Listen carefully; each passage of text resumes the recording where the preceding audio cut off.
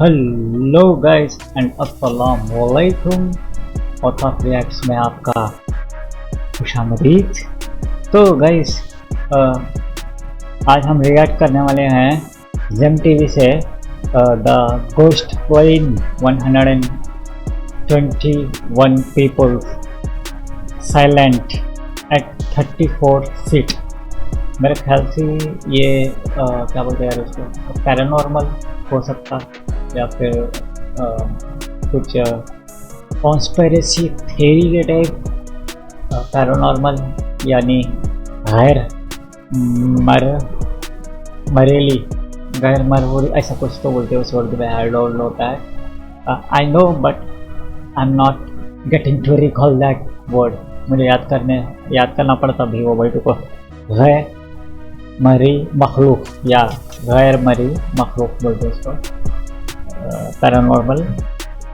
I don't think so it's could be कोई भूत प्रेत जिन पिशाच चुड़ैल पिच्चल पैरी स्किन वॉकर, ऐसा कुछ इसका कुछ तो काम रहेगा। हो ना हो, इंसान की गलती हो सकती है इसके अंदर। तो वही जानने के लिए वीडियो देखते हैं जेम टीवी का बिना किसी तरह। और गाइस प्लीज़ सब्सक्राइब करो यार, सब्सक्राइब करो मुझे और जेम टीवी को। मुझे लाइक भी करो, जेम टीवी का भी वीडियो देखो, मेरा भी वीडियो देखो। चलो शुरू करते हैं बिना किसी देरी के। Let's start the video. 14 अगस्त 2005 ग्रीस के कैपिटल एथेंस के आसमान पर एक अजीब और खौफनाक मेहमान मंडला रहा था। जमीन से करीब 10,000 मीटर्स ऊपर एक पैसेंजर प्लेन बिल्कुल खामोशी से बिना किसी से राब्ता किए बस घूम रहा था। इसमें खौफ खाने वाली बात यह थी कि पिछले 2 घंटों से ये प्लेन किसी भी कंट्रोल टावर के मैसेजेस का कोई जवाब नहीं दे रहा था। एथेंस की आबो हवा में खौफ फैल चुका था। क्या ये कोई टेररिस्ट अटैक की तैयारी थी या फिर कोई हाईजैकिंग इवेंट? इसी डर की वजह से ग्रीक एयरफोर्स ने फौरन अपने फाइटर जेट्स इसके पीछे रवाना किए। जब फाइटर जेट्स प्लेन के करीब पहुंचे तो प्लेन के अंदर होश उड़ा देने वाला मंजर देखा गया। मालूम ये पड़ा कि प्लेन के अंदर बिल्कुल खामोशी थी, कोई हरकत नहीं, कोई हलचल नहीं। सारे पैसेंजर्स अपनी सीट पर बेजान बैठे थे और कॉकपिट में भी कोई मौजूद नहीं था। इसी दौरान F-16 के पायलट्स को प्लेन के कॉकपिट में एक शख्स दिखाई दिया जो बज़ाहिर पायलट नहीं दिखता था। वो कॉकपिट में इधर उधर घूम रहा था, जैसे कुछ ढूंढ रहा हो या कुछ समझने की कोशिश कर रहा हो। अगले ही लम्हे प्लेन अचानक एक तरफ झुका और तेजी से जमीन की तरफ उतरने लगा। कुछ ही मिनटों के बाद वो एथेंस के नॉर्थ में पहाड़ों से टकरा गया। इस हादसे में 121 पैसेंजर्स और क्रू मेंबर्स सब खत्म हो गए। पर आखिर ये सारा माजरा क्या था? प्लेन के अंदर कोई भी हरकत क्यों नहीं थी? पायलट्स और क्रू मेंबर्स किसी भी कॉल का जवाब क्यों नहीं दे रहे थे? और टेक ऑफ के बाद अंदर ऐसा क्या हुआ था जो बाद में एक खौफनाक हादसे की वजह बना? ये कहानी है हीलियोस फ्लाइट 522 की, जिसे घोस्ट प्लेन के नाम से भी याद किया जाता है। जेम टीवी की वीडियोस में एक बार फिर से खुशामदीद। नाज़रीन, 14 अगस्त 2005 की सुबह साइप्रस के लार्नाका एयरपोर्ट पर 115 पैसेंजर्स और 6 क्रू मेंबर्स हीलियोस फ्लाइट 522 में सवार हुए। उनकी मंजिल तो चेक रिपब्लिक का शहर प्राग थी, लेकिन रास्ते में उनको एथेंस में एक स्टॉप ओवर करना था। गर्मियों का मौसम था और ज्यादातर लोग साइप्रस से छुट्टियां मनाने निकले थे जो एथेंस में उतरने वाले थे। इस फ्लाइट के कैप्टन एक निहायत एक्सपीरियंस्ड शख्स थे। 59 इयर्स की एज में उनके पास 17,000 से ज्यादा फ्लाइंग आवर्स का एक्सपीरियंस था। फर्स्ट ऑफिसर भी 51 इयर्स के थे और उन्होंने भी 7,500 घंटे हवा में गुजारे थे। आमतौर पर ऐसे हादसों में क्रू की एक्सपर्टाइज पर जोर दिया जाता है, लेकिन इस केस में कहानी कुछ अलग थी। ये दोनों पायलट्स पहले भी कई फ्लाइट्स में एक साथ थे और फर्स्ट ऑफिसर ने अक्सर अपने दोस्तों और घर वालों से कैप्टन के दबाव और सख्त रवैये की शिकायत भी की थी। एयरलाइन को भी इस मसले का पहले से इल्म था। सिर्फ यही नहीं, फर्स्ट ऑफिसर के ट्रेनिंग रिकॉर्ड में भी ये बात सामने आई कि उन्हें चेक लिस्ट प्रोसीजर में परेशानी होती थी। ये एक ऐसी बात थी जो बाद में सबसे ज्यादा अहम साबित होने वाली थी। प्लेन एक 7 साल पुराना बोइंग 737-300 था।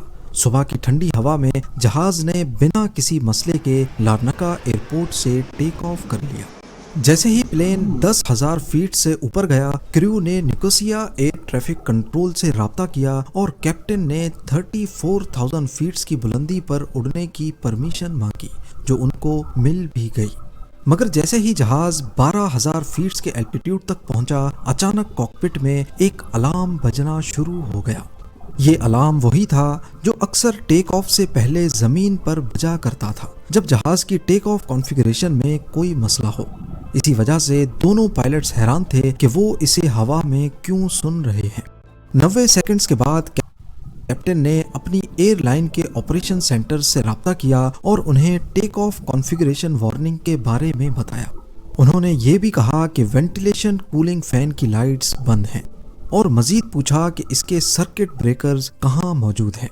जमीन पर मौजूद इंजीनियर ने जवाब दिया कि वो लाइट्स तो वैसे भी बंद ही होनी चाहिए और वो सर्किट ब्रेकर कैप्टन की सीट के पीछे मौजूद है। इंजीनियर ने जब कैप्टन से मसले की तस्दीक करने को कहा तो कैप्टन ने कहा कि वो बंद नहीं है। पायलट का ये जवाब इंजीनियर को बिल्कुल समझ नहीं आया। इसी दौरान इंजीनियर को एक बात याद आ गई।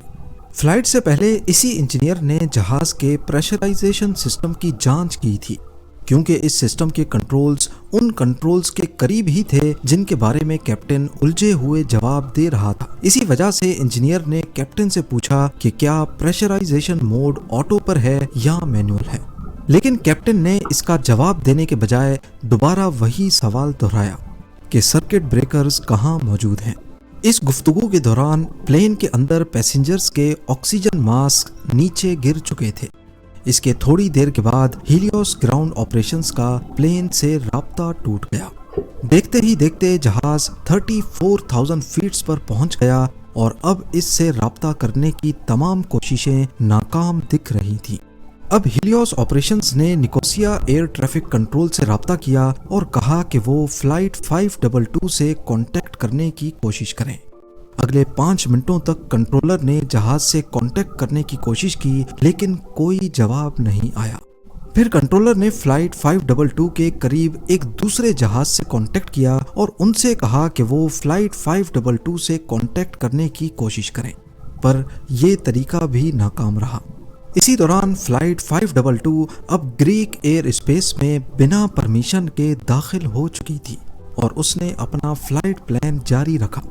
Nicosia air traffic control tower ने फ्लाइट 522 से इमरजेंसी फ्रीक्वेंसी पर भी राब्ता करने की कोशिश की, लेकिन यहाँ से भी कोई जवाब नहीं आया।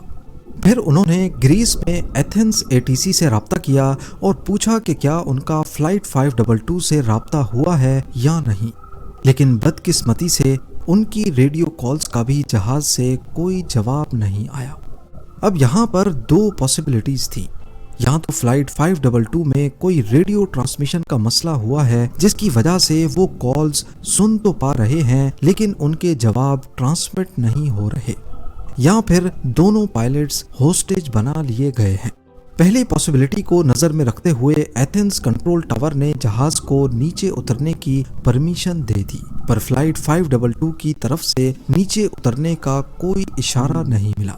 20 से ज़्यादा मरतबा कांटेक्ट करने के बावजूद जब कोई जवाब नहीं आया तो मजबूरन एथेंस एटीसी ने ग्रीक एयरफोर्स से कांटेक्ट किया और उनको बताया कि फ्लाइट 522 बिना परमिशन के एयर स्पेस में दाखिल हुई है और मैसेजेस का जवाब भी नहीं आ रहा। ग्रीक एयरफोर्स ने फौरन 2 F-16 जेट्स इंटरसेप्ट करने के लिए भेज दिए। इस वक्त तक फ्लाइट 522 ऑटो पायलट पे परफेक्टली अपने फ्लाइट पाथ को फॉलो कर रही थी। जिस मकाम पर उसे नीचे उतरना था वो पॉइंट ऑलरेडी 2 मरतबा मिस हो चुका था, लेकिन जहाज 34,000 फीट पे ही परवाज कर रहा था। सुबह 7:37 AM पर फ्लाइट 522 ने एथेंस एयरपोर्ट के ऊपर होल्डिंग पैटर्न बना दिया। होल्डिंग पैटर्न उस पैटर्न को कहते हैं जिसमें जहाज एयरपोर्ट के ऊपर ही गोल चक्कर काट रहा होता है और परमिशन मिलते ही वो लैंडिंग अप्रोच बनाता है। जब वो होल्डिंग पैटर्न के छठे राउंड पर थे, उस वक्त दोनों F-16s ने उनको इंटरसेप्ट कर लिया।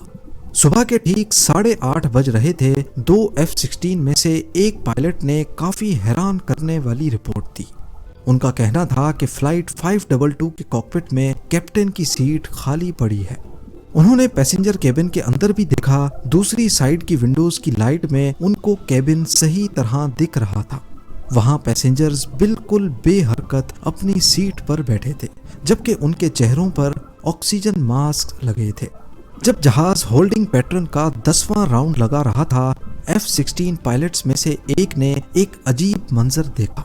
एक शख्स जिसने हल्की नीली शर्ट और काली वेस्ट पहनी थी, कॉकपिट में दाखिल हुआ और कैप्टन की सीट पर बैठ गया। उसने हेडफोन्स पहने और अपने हाथ अपने सामने वाले पैनल पर रख दिए। पायलट्स ने कॉकपिट में मौजूद शख्स को हाथ का इशारा किया, जिस पर उसने हाथ हिलाकर जवाब भी दिया। पर कुछ ही लम्हों के बाद जहाज का लेफ्ट इंजन बंद हो गया, जिसके बाद प्लेन तेजी से लेफ्ट की तरफ झुका और जमीन की तरफ उतरने लगा।